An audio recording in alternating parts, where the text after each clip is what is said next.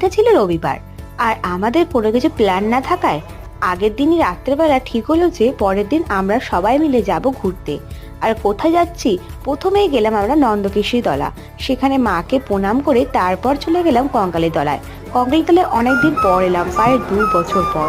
আর অনেকটাই আলাদা লাগছে, কত রকম বদলে গেছে চারিদিকটা। আর আমার লুকটা ছিল কিছুটা এই রকম। কেমন লাগছে অবশ্যই কমেন্টে জানিও। আর এই বাঁশির সুর এইসব শুনে পুজো দিয়ে মাকে তারপরে আমরা মুড়ি টুড়ি খেয়ে ফেরাস খেয়ে বেরিয়ে পড়লাম সোনাঝুরি হাটের উদ্দেশ্যে। আর এই যেতে যেতে পান দিকের বাড়িগুলো মনটা একদম কেড়ে নেয়। মনে হয় যেন এরকম যদি একটা বাড়ি থাকতো। দেখো বলতে বলতে সোনাঝুরি হাটও পৌঁছে গেছি। আর সেখানে এত রকম জিনিসপত্র, বারবারই এই সোনাঝুরি হাট আসি। আর ততবারই কিন্তু ভালো লাগে। আসার পথে ধাবায় আমরা ভাত খেয়ে তারপর বাড়ি এসেছিলাম। আর এসেই দেখি সেদিন ছিল রোজ ডে, তাই বর রেখেছিল ছোটখাটো একটা সারপ্রাইজ।